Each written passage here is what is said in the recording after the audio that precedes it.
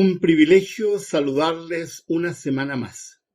Gracias por acompañarnos. Gracias a todos los que colaboran con nuestro canal dando un like, y quiero explicar por qué es tan importante el like, porque en los algoritmos de YouTube, los canales que tienen pocos likes son canales que no reciben la difusión que deberían. Así que si colaboras con nosotros, con un like, más personas podrán ver nuestros programas. También quiero agradecer a quienes colaboran económicamente con nuestro canal. Nosotros no dependemos de nadie. Por lo tanto, las colaboraciones que eventualmente puedan enviarnos son de mucha utilidad para continuar grabando. En la parte inferior de nuestro programa están las indicaciones para quien pueda colaborar. Pronto tendremos 2 plataformas donde también podrán colaborar de manera permanente o de manera esporádica. Muchísimas gracias a quienes lo hacen.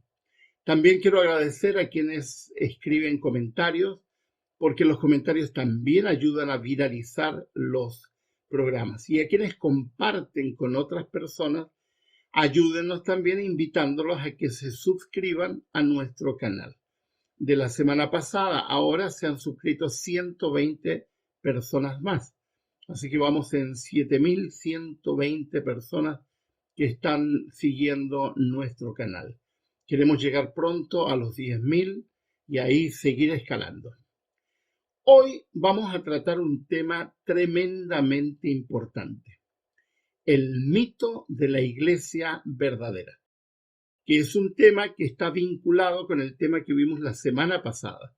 Así que quiero invitarlos a que los no vieron el programa anterior, a que lo vayan a ver para que de esa forma puedan un poco enterarse de cómo es la temática. En la parte de acá arriba voy a dejar un link del tema anterior para que puedan verlo y puedan llegar a sus propias conclusiones basados en las escrituras en relación a lo que estamos enseñando.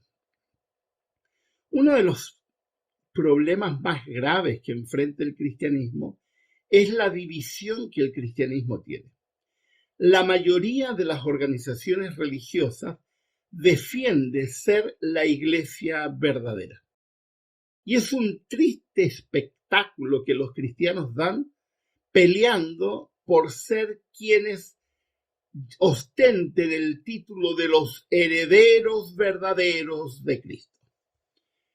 El problema es que esta frase no es bíblica, no aparece en ninguna parte de la Biblia y comenzó a ser utilizada después del siglo VI, cuando el cristianismo se convirtió en religión oficial, obligatoria y única. Es decir, cuando el cristianismo se pintó y se tiñó y se contagió con tintes de tipo político, no religioso.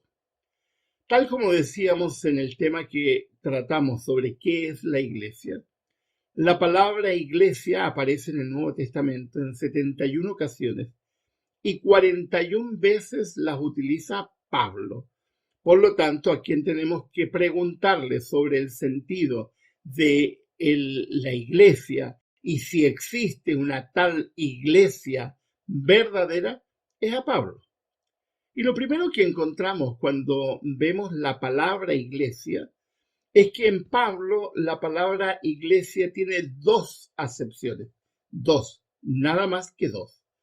Uno, Pablo se refiere a iglesias locales, es decir, a comunidades cristianas locales, visibles, y hay muchos textos que avalan este uso. Cuando Pablo habla de la iglesia en Roma, de la iglesia en Éfeso, de la comunidad que se reúne en la casa de, etc., está usando la palabra iglesia en un sentido local, es decir, cristianos, comunidades cristianas que se reúnen en un determinado lugar, no necesariamente en un templo, porque de hecho no había templos.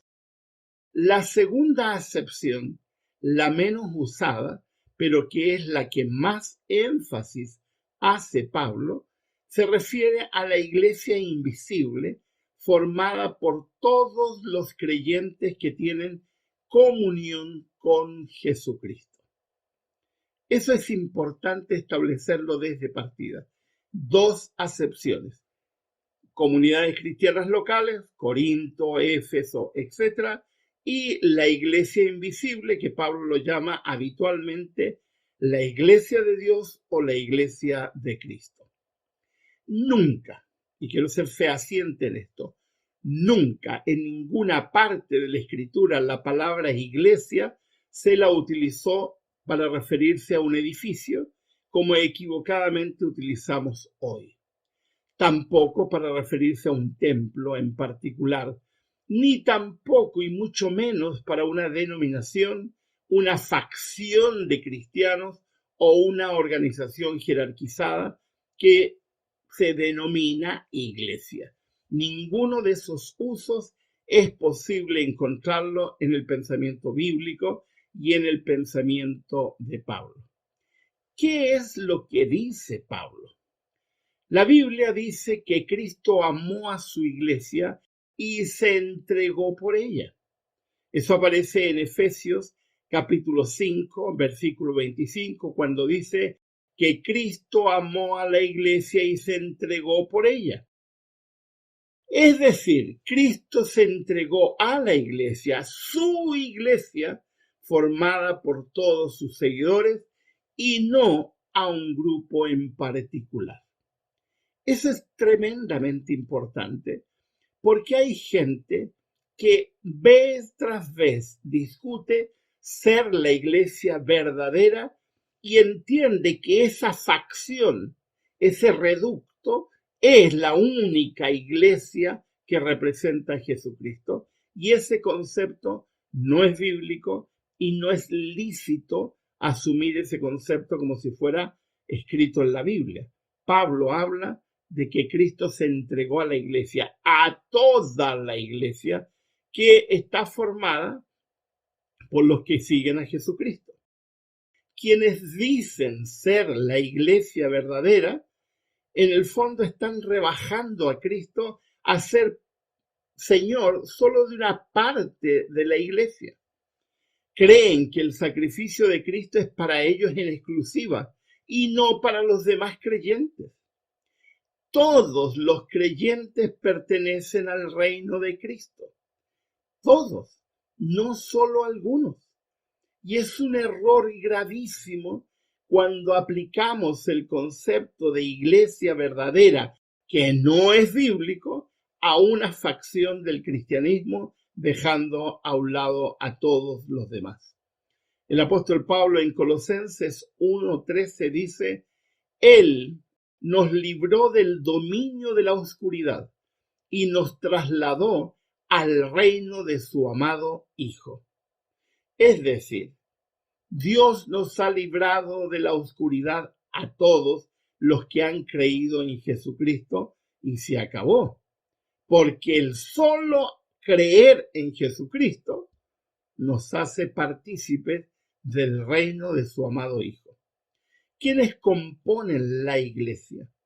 La componen todos los creyentes en Cristo de todos los tiempos, del pasado, del presente y los creyentes que habrán de venir.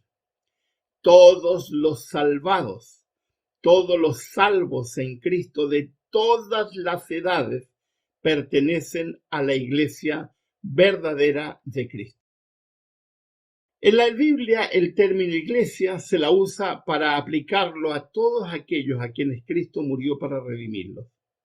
Nunca, nunca, absolutamente nunca a una facción, nunca a un grupo, nunca a personas que se arroguen el derecho de decir, no, nosotros sí, ustedes no. No, eso no aparece en la Biblia. Todos los que son salvados por la muerte de Cristo pertenecen a la iglesia verdadera. Eso incluye a los creyentes en Cristo de todos los tiempos.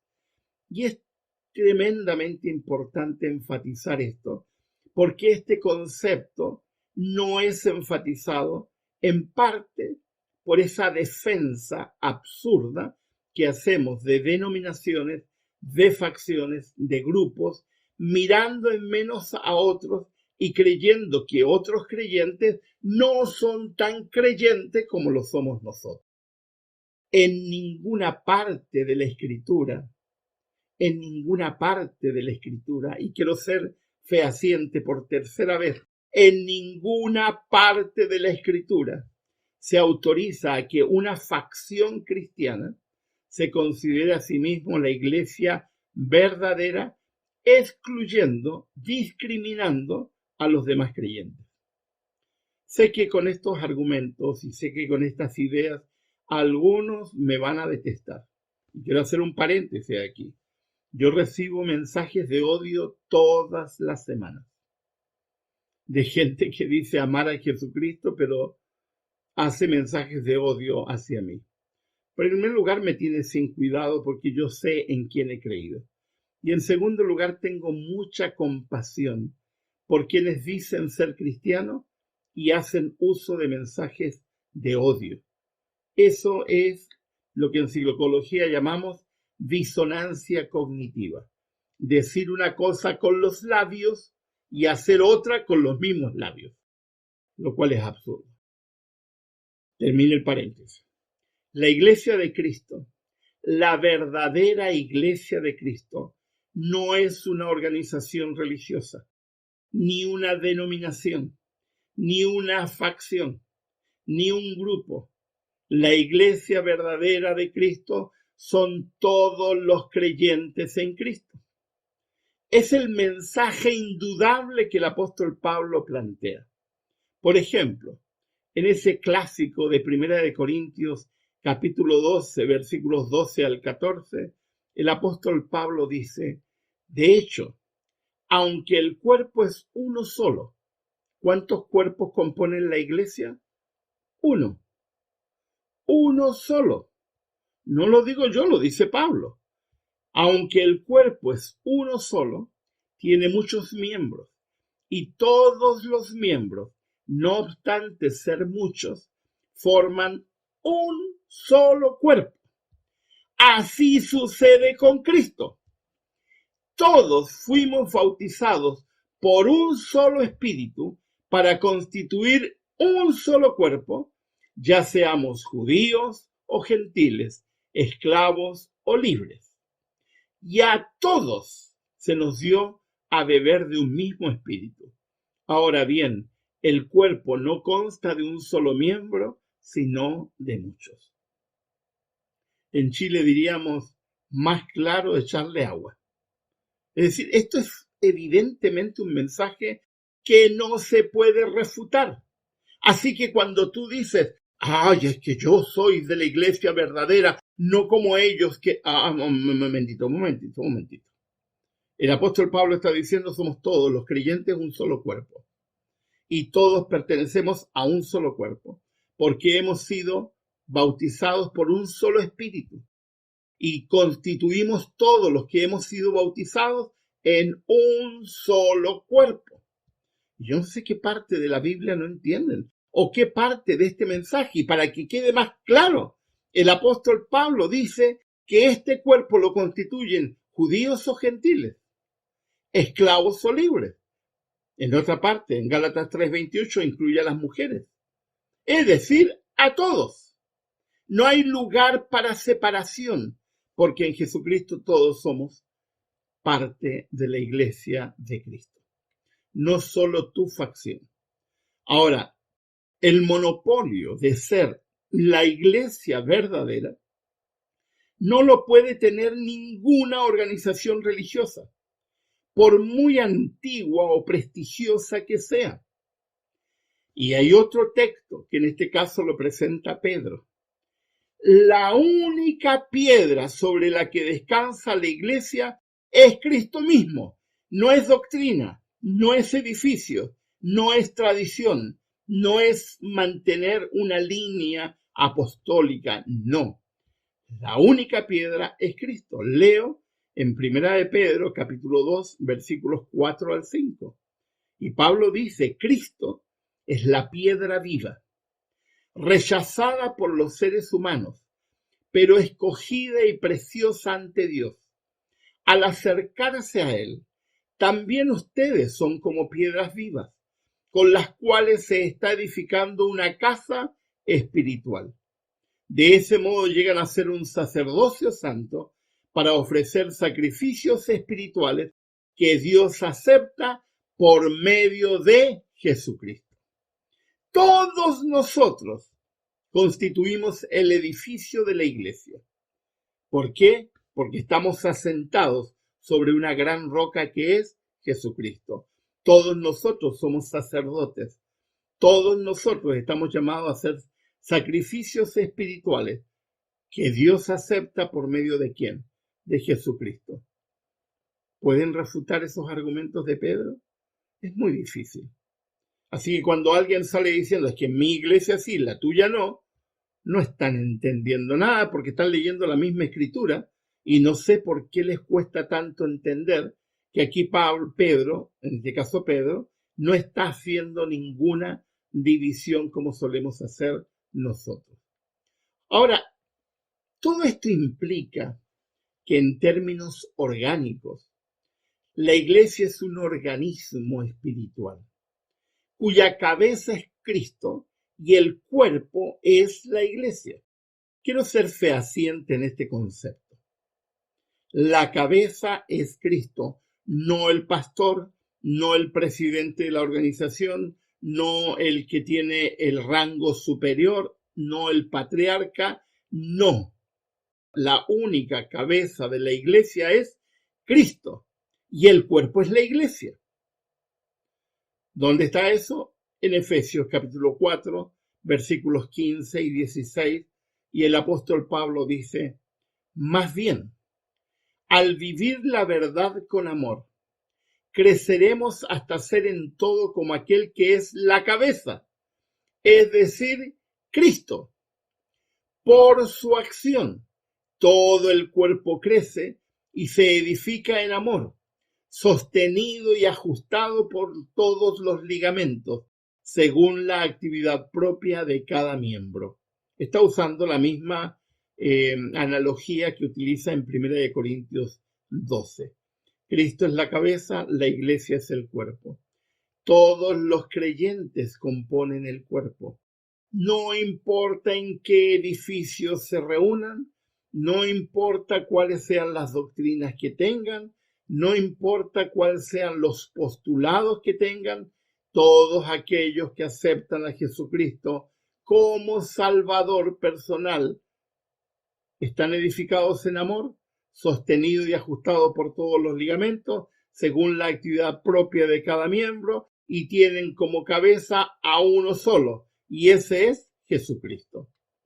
Cuando yo veo a cristianos defendiendo su facción, defendiendo su denominación, menospreciando a otros porque no creen lo que ellos creen, en algunos elementos, porque supuestamente todos creemos en Jesucristo, supuestamente, y cuando los veo mirarlos en menos, despreciarlos, me pregunto, ¿será que esta gente que dice amar a Jesucristo lee la Escritura?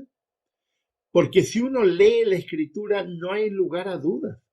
La iglesia la componen todos aquellos que creen en Jesucristo como su Salvador personal. La salvación no depende de pertenecer a una denominación o iglesia en particular.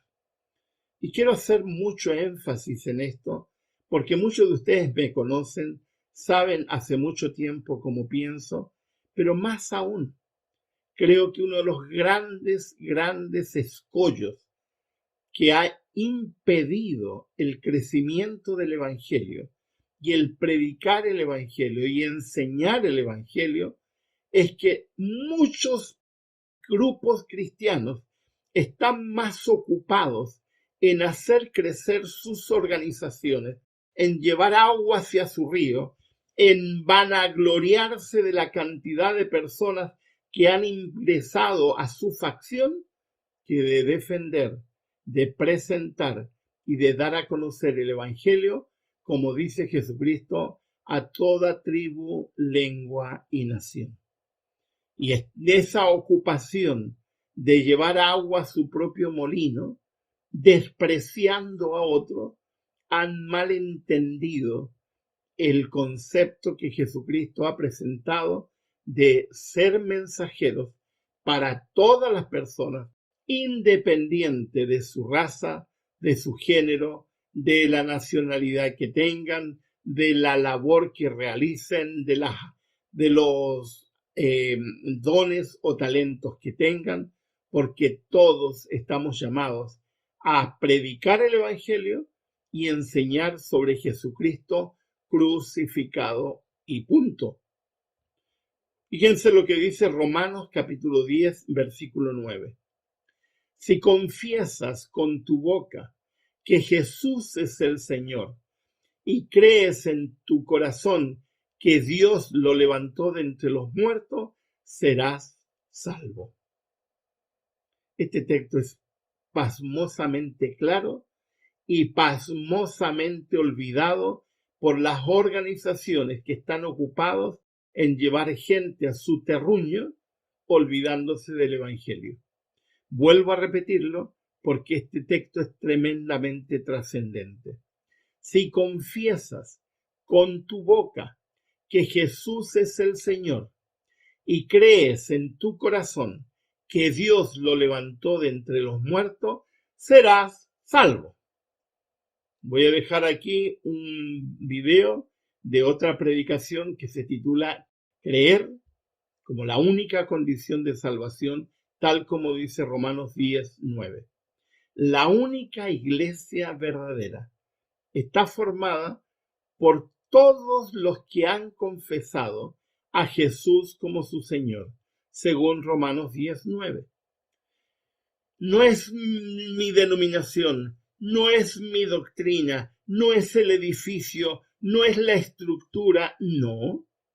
Lo único que nos hace ser partícipes de la iglesia verdadera es confesar con nuestra boca que Jesús es el Señor y creer en nuestro corazón que Dios lo levantó de entre los muertos. En los templos, ¿quién se reúne? La iglesia, formada por comunidades que a su vez pertenecen a esa gran iglesia invisible que atraviesa todos los siglos. No se trata de doctrinas, no se trata de organización, no se trata de denominación, no se trata de estructuras eclesiásticas.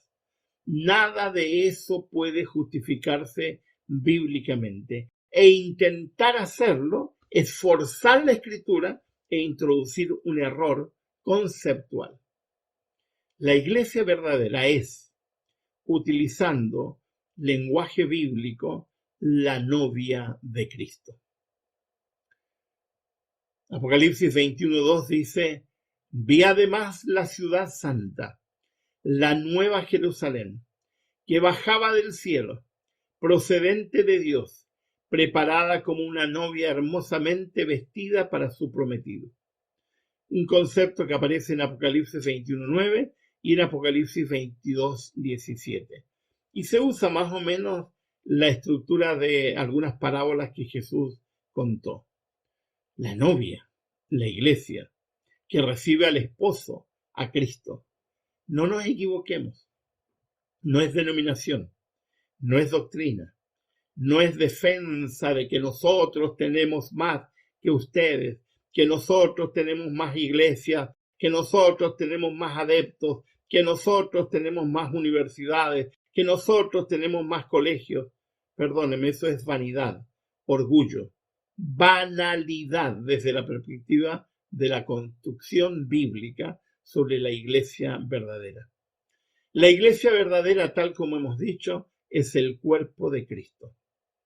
Nada la puede contener, amurallar o definir que no sea su amor por Cristo y su dedicación a Él. ¿En qué se diferencia la iglesia de Cristo con algún elemento falso? Es que los que son parte de la iglesia de Cristo invisible que está en todos los grupos que se hacen llamar cristianos, es que aman a Jesucristo y que viven por Jesucristo y se ocupan de confesar a todos que Jesucristo es su Señor y que Jesucristo ha resucitado.